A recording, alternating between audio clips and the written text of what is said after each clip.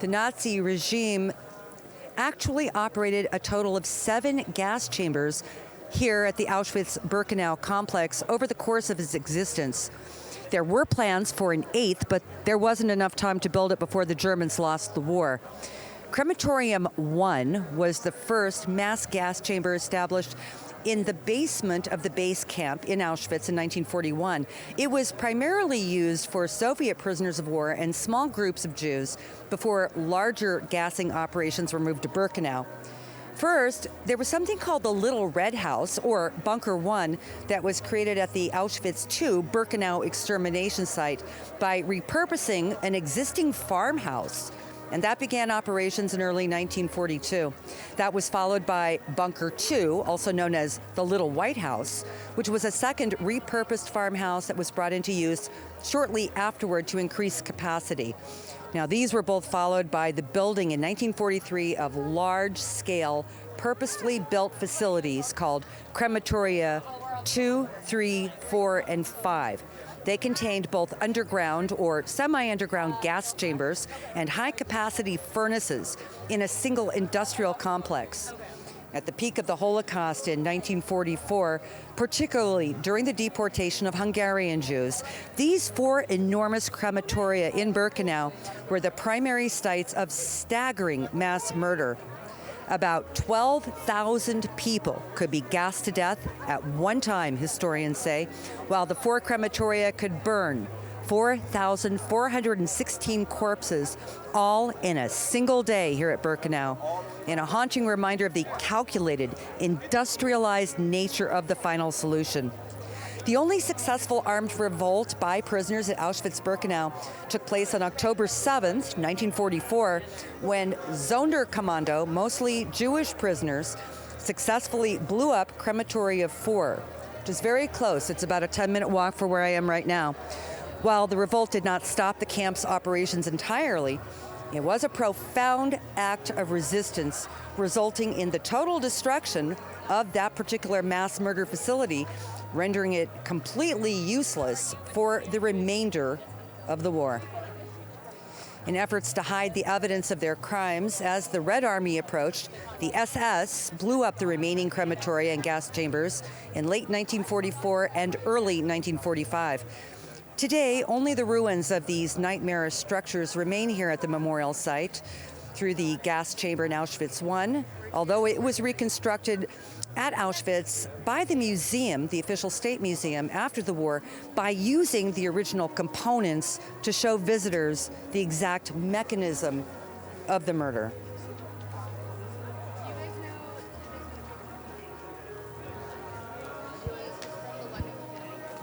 Just ahead of the advancing Soviet troops, the Nazis decided to liquidate Auschwitz-Birkenau, even though they were clearly losing the war. Starting on January 18th of 1945, they still forced an estimated 60,000 remaining prisoners, almost entirely Jewish, onto death marches by foot in the freezing winter conditions.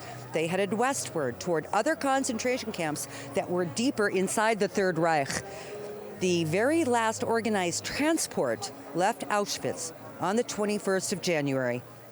When the Red Army soldiers of the 322nd Rifle Division arrived at the gates only 6 days later, on the 27th of January, 1945, there were only about 7,000 people left here on the grounds. The majority were either children younger than 15 or deathly ill middle-aged adults. According to reports, there were 600 corpses lying on the ground. Among the personal belongings collected by the Nazis, there were 370,000 men's suits, 837 articles of women's clothing, and over 7 tons of human hair. Dan Stone, who's the author of a book called The Liberation of the Camps, cited Red Army General Vasily Petrenko as expressing, quote, shock by the Nazis' indescribable hatred toward the inmates who would turn into living skeletons.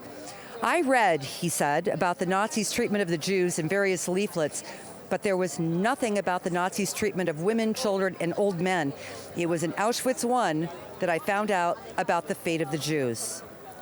Further documentation shows that at least 100 of those 7,000 souls left here in January of 1945 died by the following month despite medical efforts.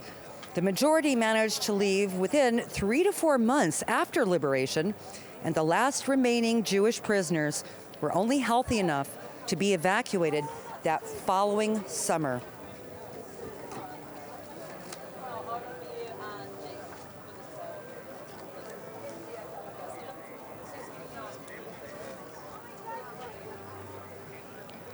We are now nearing the start of the official ceremony for the International March of the Living 2026, which is being held at the base of the crematorium in the Birkenau extermination camps. The stage is between what was crematoria 2 and 3.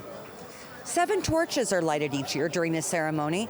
6 are in memory of the 6 million Jewish men, women, and children who perished in the Holocaust, while the 7th represents resilience, revival, and rebirth.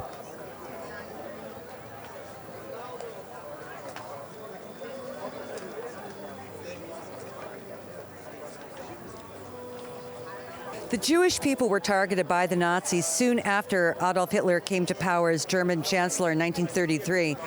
That included an officially declared national boycott of Jewish businesses, the exclusion of so-called non-Aryans from many professions, the burning of books by Jewish authors, and encouragement of violent public attacks by civilians on Jews. By 1935, the anti-Semitic Nuremberg laws were passed that officially stripped Jews of their citizenship and left them stateless. Intermarriage was banned as part of the Nazis' concept to protect the purity of German Aryan blood and honor, and Jews were defined as enemies of the race-based state. Anyone caught violating these laws would be arrested by the Gestapo and often shipped to the death camps. To remind you, the Nazi genocide was aimed at exterminating every Jew on earth as part of their so-called final solution. This evil plan was executed primarily between 1941 and 1945, when the Third Reich and its collaborators systematically murdered at least 6 million Jewish people.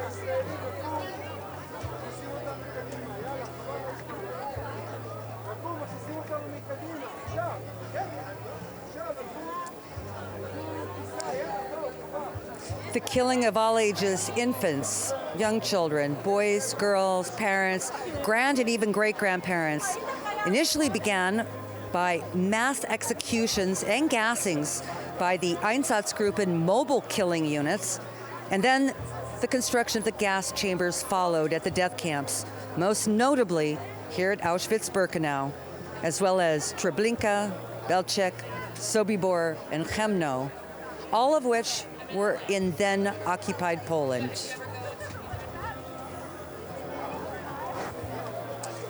We see joyous marchers, happy again, in a sign that Jewish life has continued. The genocide may have been attempted by the Nazis, but the Nazis were defeated and no longer exist, and the Jewish people continue. Am Yisrael Chai.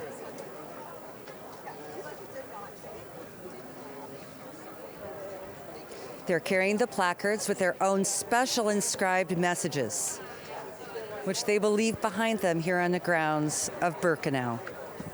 Now we're looking at the stage of where the ceremony is about to get underway.